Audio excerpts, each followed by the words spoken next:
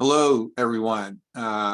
Thank you for attending our conference, and our next panel, or actually it's really a discussion, is with two people I have a lot of admiration for and I've known for a long time.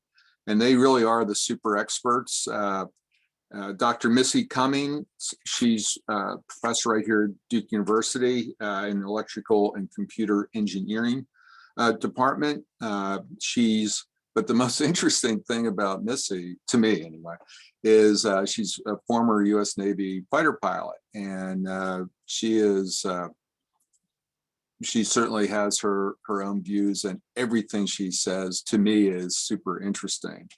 And also, our discussant is going to be Colonel Don Zoldi, U.S. Air Force retired, who I'm pleased to say we went to the same law school.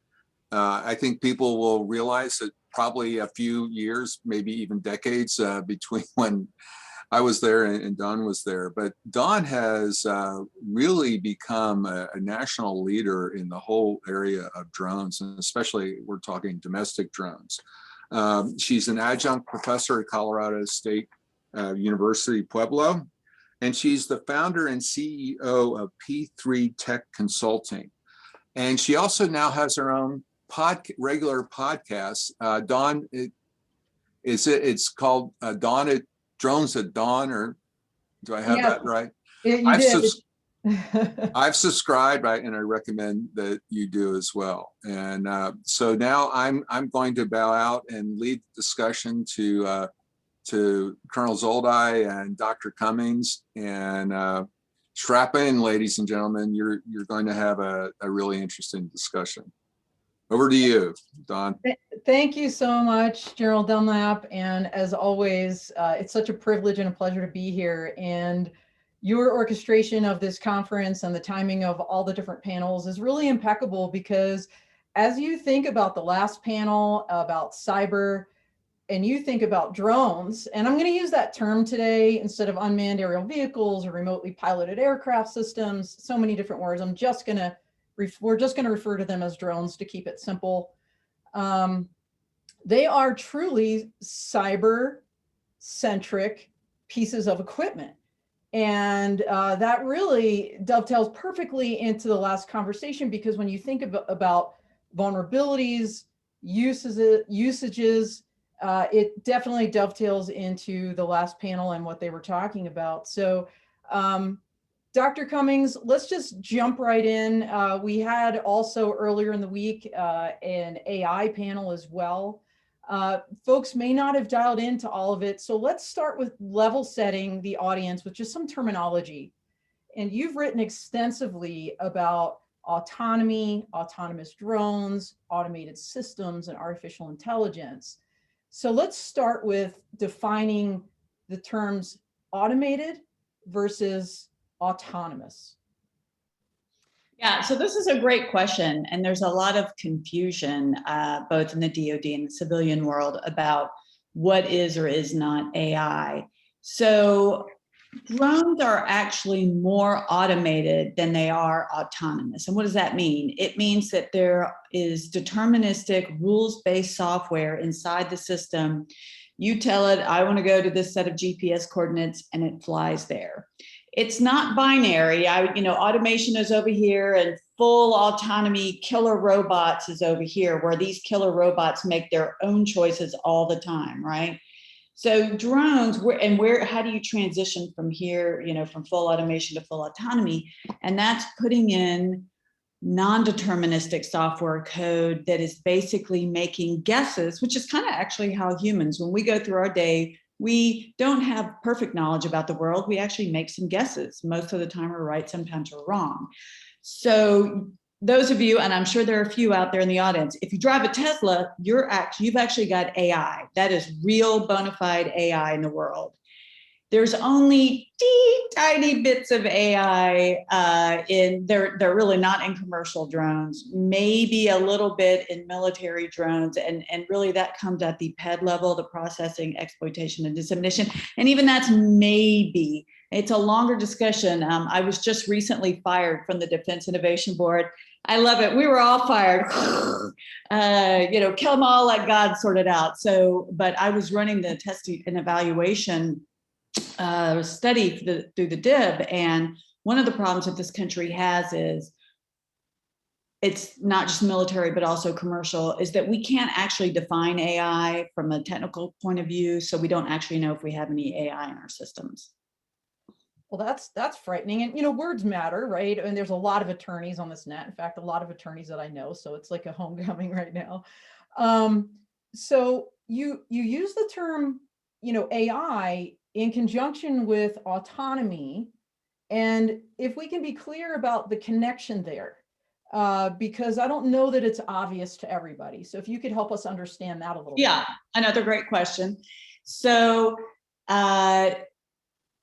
if you have AI in a system, it is an autonomous system.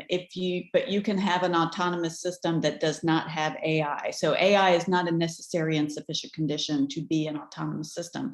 And again, because it's this level, right? We could say an autonomous system has some level of self-reasoning on it. So we could consider when you set your thermostat, maybe that's some degree, very primitive self-reasoning. So I would say, for example, in aviation, Boeing 737 MAX had just baby autonomy, not really AI, but a little bit of self-governing reasoning happening. And, because of a poor design and a lack of testing and evaluation, it really got away from us. So autonomy includes AI, but not necessarily.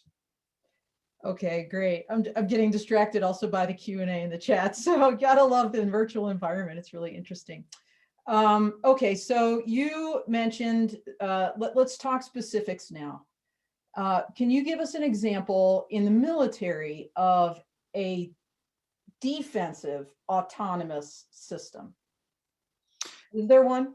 Yeah, anything on the CWIS, failing, any Patriot, for example, and indeed this is, and for the lawyers out there, they know this legally, that we can have automated autonomy, and this is where we're starting to argue about whether or not AI should be involved in these defensive systems. And indeed, I've actually argued that for static targets, we shouldn't include AI for offensive missions. And so that's the killer robots. People really hate me when I say that. But yeah, so any system that can, for example, a radar that can detect a signal, lock on that signal, fire on that signal, that is an automated process / autonomous, because there's some self-reasoning in there in terms of detecting whether or not I've got the right signal. And we feel that those are fine. We, being the world community, feel like defensive weapons are fine. So how about on the flip side? What about offensively? Are we seeing that? Oh yeah, listen, my inbox fills all the time with hate mail from the Stop Killer Robots crowd. And the funny thing is that they don't understand that I've got a foot in both camps. AI, as we know it today, and certainly the lack of capability within our own governments, and I would actually tell you within all governments, to actually self-police in terms of AI.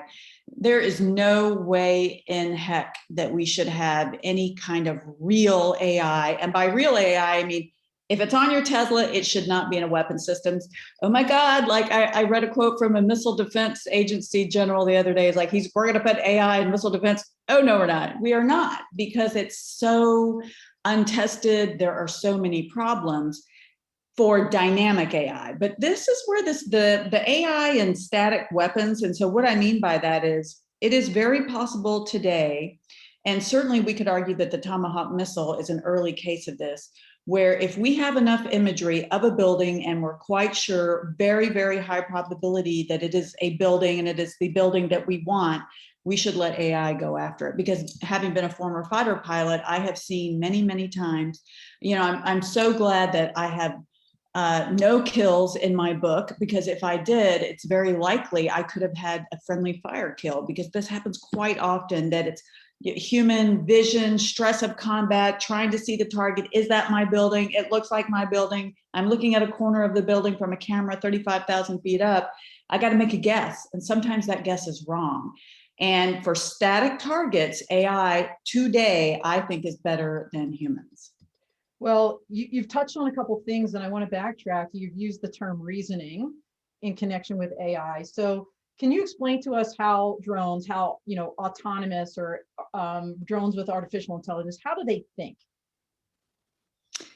Well, there's no thinking. Let's be clear. There's no, do not listen to Ray Kurzweil. We are not going anywhere towards the singularity. It is not going to be the Matrix anytime soon. Not in my lifetimes. So when you say they think, what they're doing, what AI does today, and indeed, it's a bigger argument that we need to have about the hoodwinking that is happening from Silicon Valley. Thinking is just pattern matching.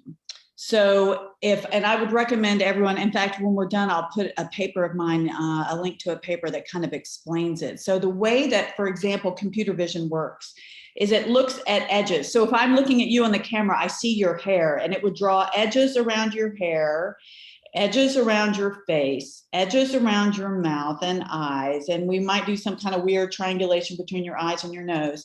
And that's indeed how we do facial recognition. We set up edges, and then we do mathematical comparisons between edges to say, this is the Dawn that I see on the camera. This is the picture I have from her driver's license. Are these two pictures the same?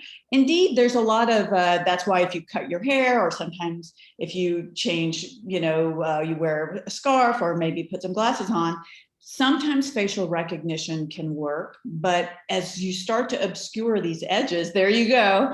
As you start to obscure them, the systems have a harder time because they're just matching. So I call AI, those of you who are parents, it's the Sesame Street. Which one of these is not like the other? That is what AI is. So it just is like, I've got some choices here, and I'm going to give you a percentage of the choices that I make. So there's a Tesla video on the market right now on the internet that you can go see, that it will actually start to predict what it's seeing. It gives a percentage of what it's seeing. And it will take the highest probability. So if it sees something and it thinks it's something that's 68% of a stop sign. So it's going to, and that's the highest percentage. It's like, okay, that's a stop sign.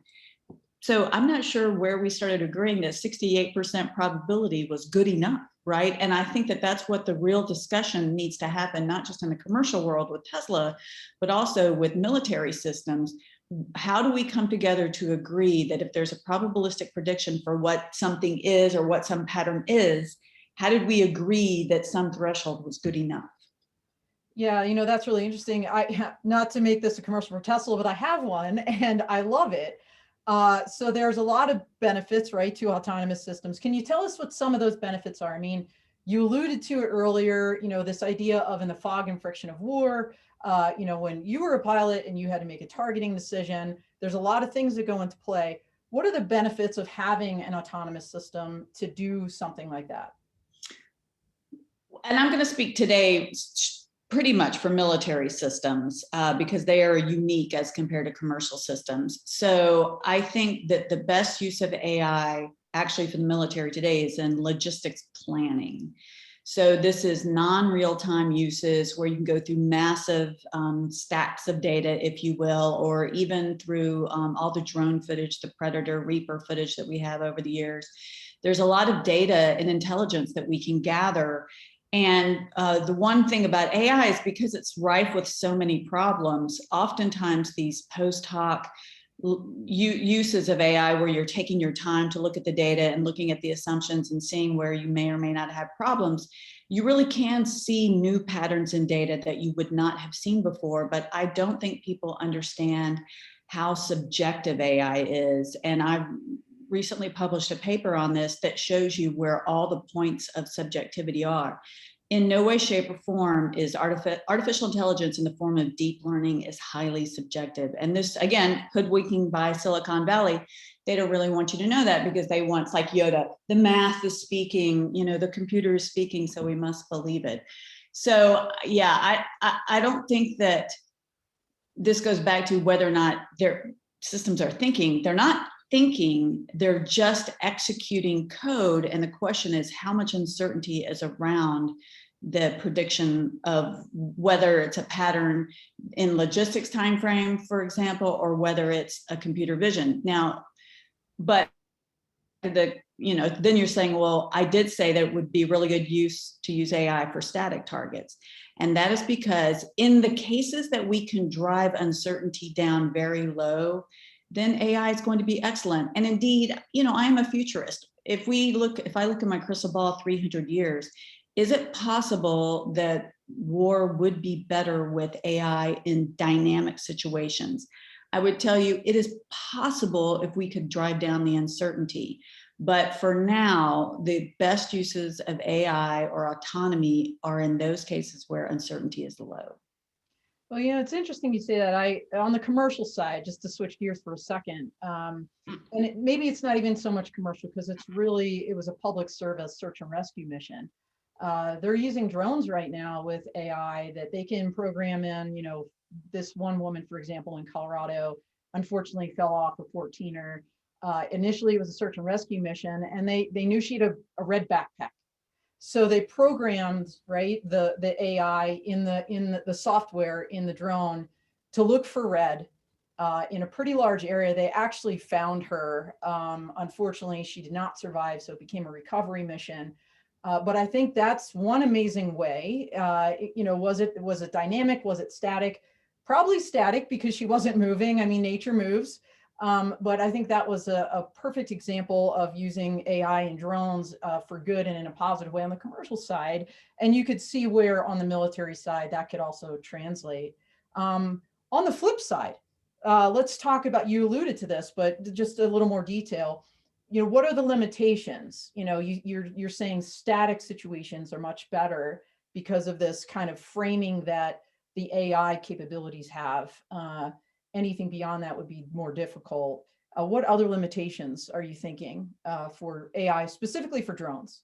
So I don't want to start picking a fight this early on a Saturday morning, but Charlie wouldn't ask me to do this unless he wanted me to pick a fight. I just want you to say he loves it when I pick fights. So your example of the red in the backpack, great example of a use of computer rules-based, likely not AI. So that was likely, okay, and this gets back to what is or what is not AI. Now, I haven't seen the code. I don't know what they're doing, but red is a frequency, it's a color on a spectrum.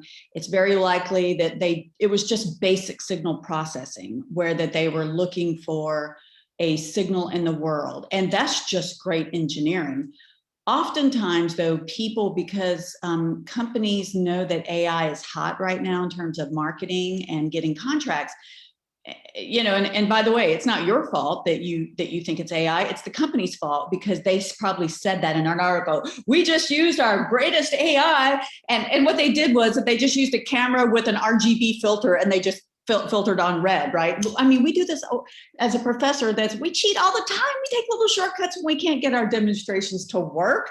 So, I think and that's something that I was trying to imbue into the Department of Defense when I was on the Defense Innovation Board and this is a huge problem. We do not have enough people on the staff of any staff in the DoD, but that's also true for FAA, Department of Transportation, and just generally the government, who actually can understand, is that AI or is that not AI, right? Am I being hoodwinked by Silicon Valley or do I actually understand this?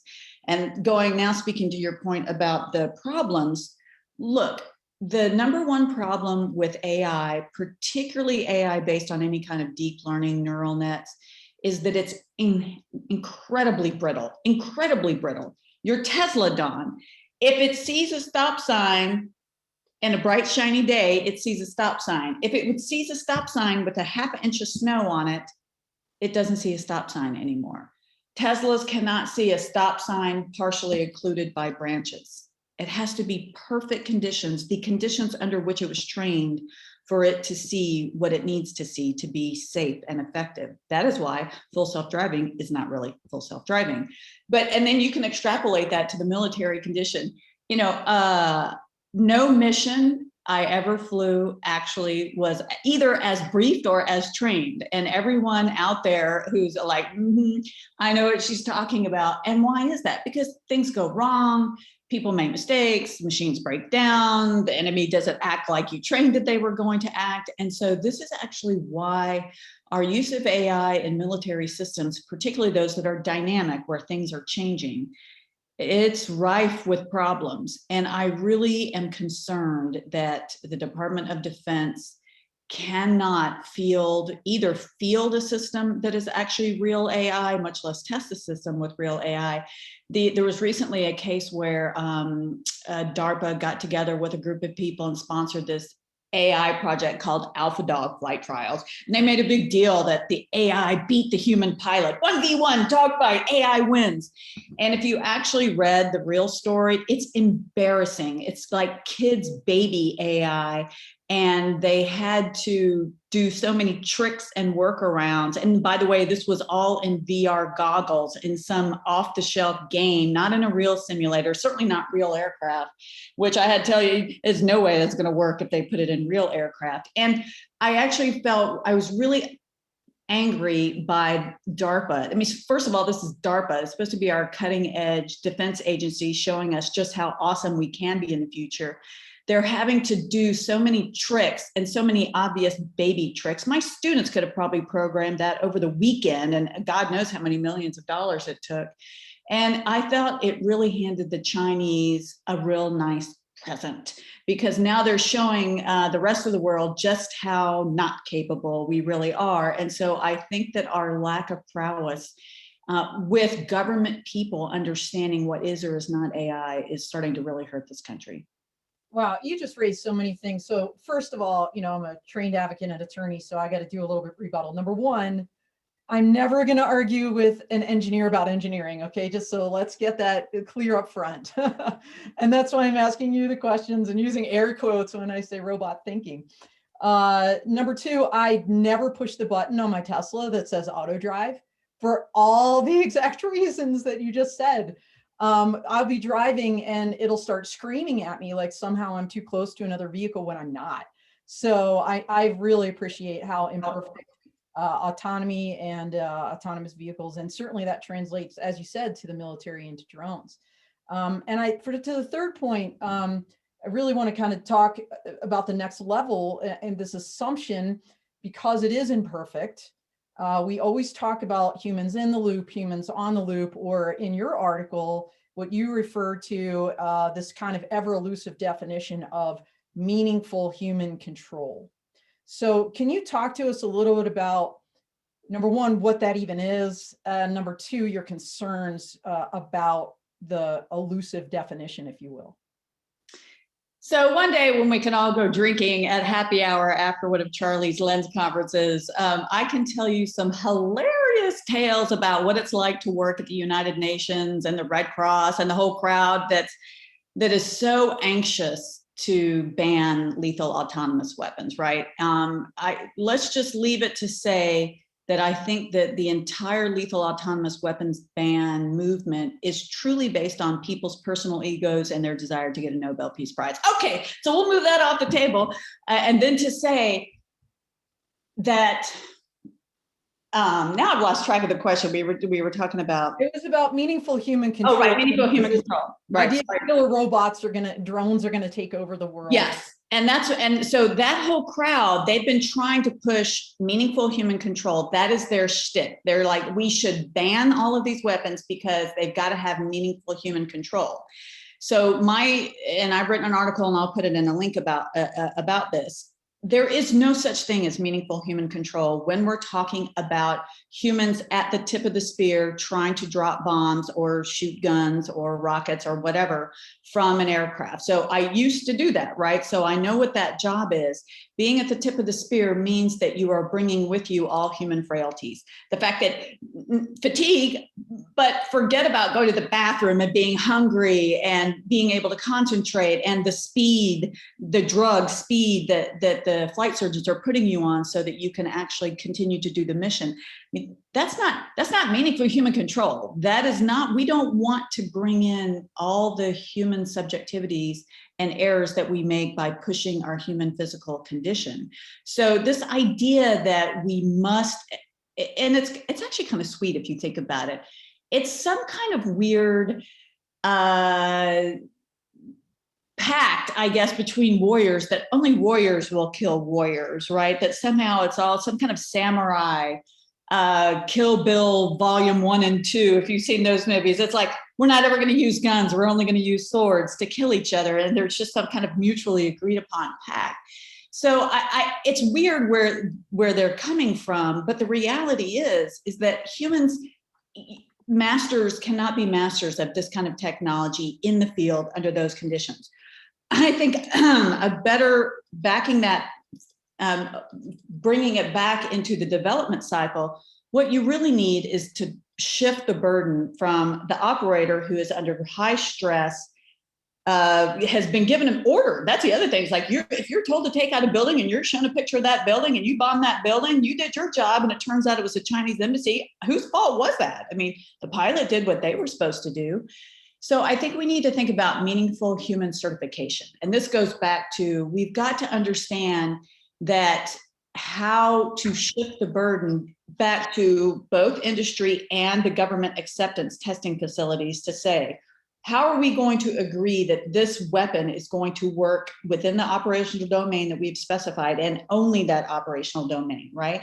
Understanding that there's going to be risk and maybe mistakes, but I do believe that we can set up an acceptance testing, which then would also shift the burden back to industry to say, your system should not ever mistake a child, for example, for an adult. And we have seen robots in the field that, had they been left on auto fire, would have killed children because they could not correctly discriminate children from adults, right? I mean, when we talk about the red sensor in the backpack, I mean, we're actually talking about a filter based on, some kind of height, I mean, I'm not saying it's easy, but there are at least some beginnings of filters that you could start to put on, but yet, since industry is not held accountable for weapons that move into theaters of war under indemnification clauses, then that's, why should they have to spend all the extra money and time on testing? And furthermore, I've already established that the government can't do the testing. They don't even know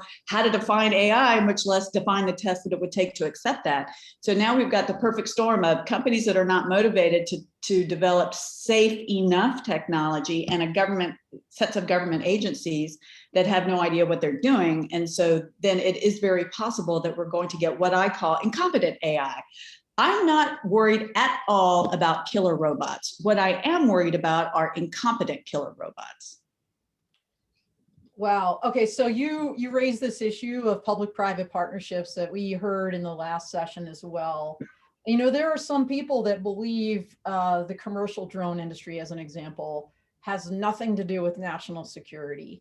And you just alluded to the fact that there's a lot of R&D and testing going on in the civilian side. In fact, you've written extensively about your concerns in that regard, that there's been a bit of a brain drain, or I will say, an outsourcing, if you will, of defense R&D to the civilian side. Talk to us a little bit about that.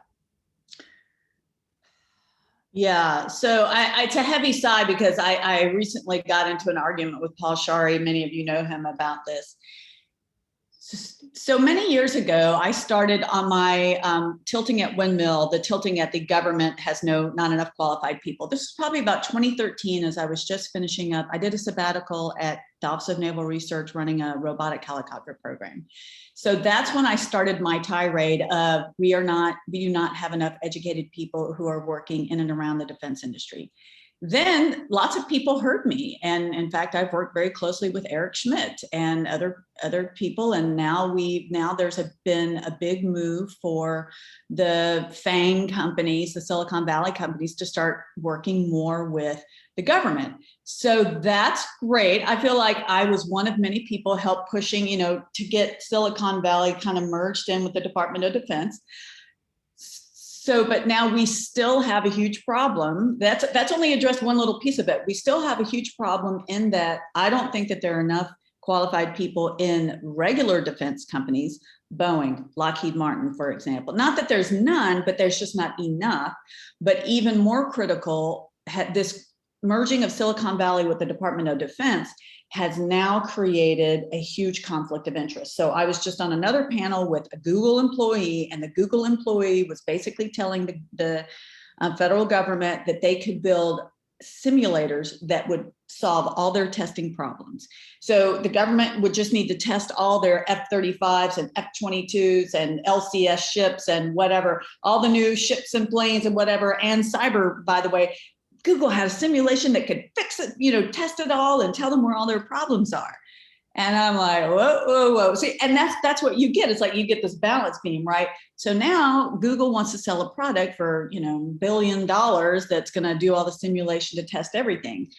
I'm not saying they can't. They can to some degree, but now the government doesn't know how to test it. So we're back to that. They don't know how to do acceptance testing to understand whether or not they should be doing it. And then the other cases, and this is what Google and all the other Silicon Valley companies don't want you to know, they don't want you to test it in the real world, because when you test it in the real world, you get Don's Tesla that sees cars where cars aren't there, right? And this is, it's a huge problem, because I believe that all the test ranges that we have for the government, the government is woefully back in the Stone Ages. Our test ranges still look today like they looked in the 1960s.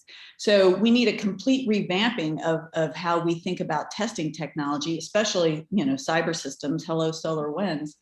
But we also need to appreciate that testing for autonomy, especially with embedded AI, you got to have a real world testing. So indeed, the real world testing component has become probably even more important than it has been in the past 40, 50 years.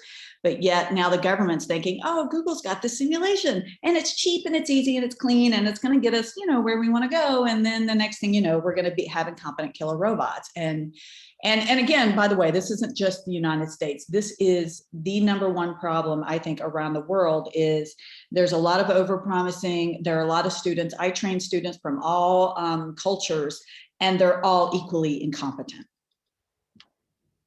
Well, education on both sides of the fence, military and civilian sector, key workforce development, it's all critical, really, as we look at the technologies that are coming on board and the ability for not only the military to effectively use them, but also the civilian side, right? Because there is that synergy. And what I would also suggest to you is that there is a lot of real world testing happening, not with Silicon Valley necessarily, and maybe some of their components are in these aircraft, but what we're seeing is an explosion in the electric vertical takeoff and landing civilian sector, eVTOL, and these public-private partnerships like Air Force's Agility Prime as an example, where if you just this week, I actually saw Joby Aviation, which was one of the first ones to come on board with the Air Force.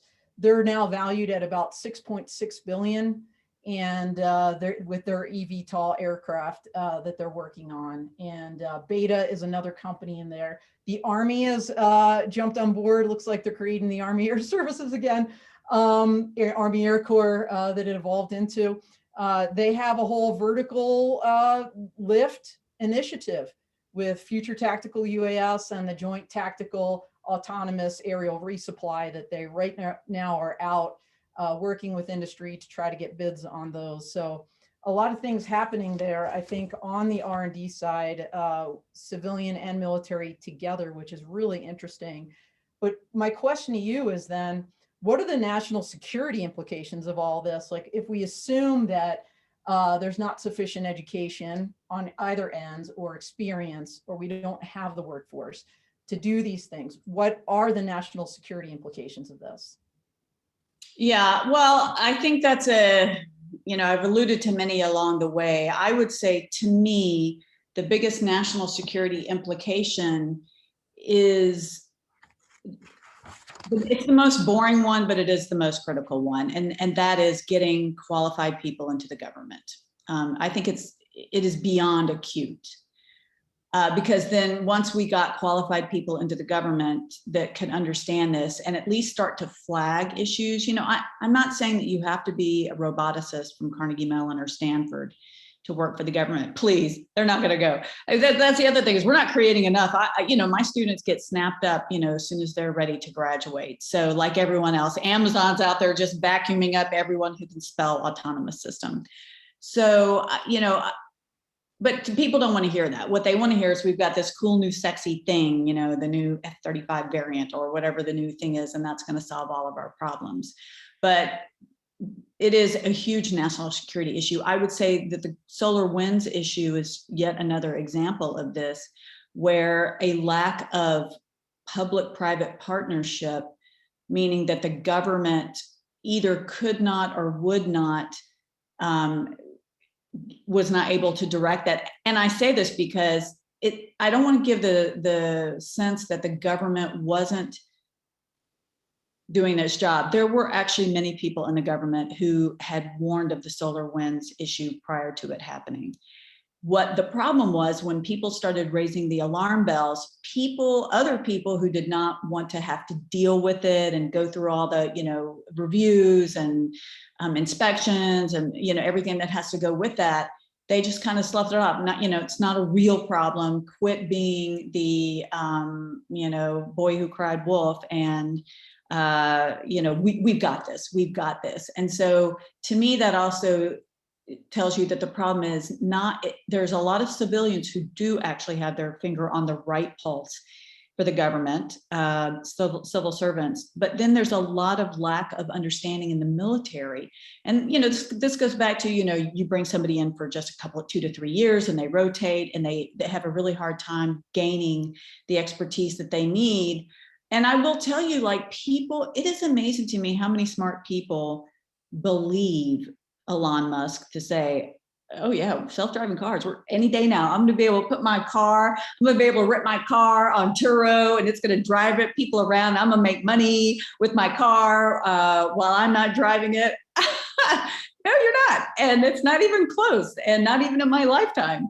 But people who are really smart really believe this. And so there's this other problem that we have of the psychology of wanting magical things to happen in our world, particularly as they're related to tech. So I think this magical thinking problem that we have, both with civilian and military officials, coupled with just a sheer lack of real education, that is the biggest national security threat, because if we fix that, then we fix all the other problems. Yeah, I cannot agree more vehemently with what you're saying, because to me, it all comes down to education. And we only have a couple minutes left. We had a couple of questions. We're not going to have really time to get into all of them, but what I would commend to everybody's attention is please pick up the articles that Dr. Cummings has dropped in the chat there. Chris Bailey, hello there. I know she answered your question in one of her pieces because I did read it. And Susan Campbell talks about Daryl Mattis and this user concept and leadership, and absolutely education, leadership. In my opinion, almost everything in life comes down to that. Add relationships, you have the top three. And so with the 2 minutes we have left, it looks like getting the 2-minute warning here. Just wanted to also tell everybody, if you want to read more about this, again, Dr. Cummings has some articles here. Go on the Duke's website. She has a whole list of all the scholarly articles she's written. Amazing treasure trove of information. Check out my website, P3 Tech Consulting. I'm writing for Inside Unmanned Systems magazine and a couple others, and I'm constantly writing about these topics. And consider following me on Patreon, like General Dunlap did. I was tickled that he would become a patron. So with the 1 minute we have left, Dr. Cummings, you got your 30-second elevator speech. Go. Well, thanks for having me. I appreciate it. It's been a fun panel. I would tell everybody, if I were to leave you with parting words is, I think the future is bright, but you've got some serious blind spots coming up. And so I am embracing of technology, but I think instead of trying to figure out how we can keep replacing people in various aspects of work and life, like the military, I think we really should work much harder at developing collaborative technologies and collaborative processes. I love that. Develop people. That's a great way to end this, our time together. So thank you so much, Dr. Cummings. Thank you, General Dunlap, for having us. It was a ton of fun. And you're on mute, sir. Let me say thanks to both of you. And you're right, Missy, you did not disappoint. I've been around fighter pilots for, 40 plus years now. And if you ever want to know what the best are like, Dr. Cummings is an example. Very straightforward. I'm appalled that they didn't want her on Defense Innovation Board. Sometimes you really do need people who tell you what you need to hear versus what you want to hear. And Dawn Zoldi, like I say, she is the person these days on domestic drones in particular. And I do highly recommend that you start following her and her writings and her podcasts. Okay, folks, we will be back in 10 minutes and we will have another packed panel packed with information and experts, and we're looking forward to it. And again, Dawn and Missy, thank you so much. It really was an unbelievable presentation. Thank you. See you in 10 minutes.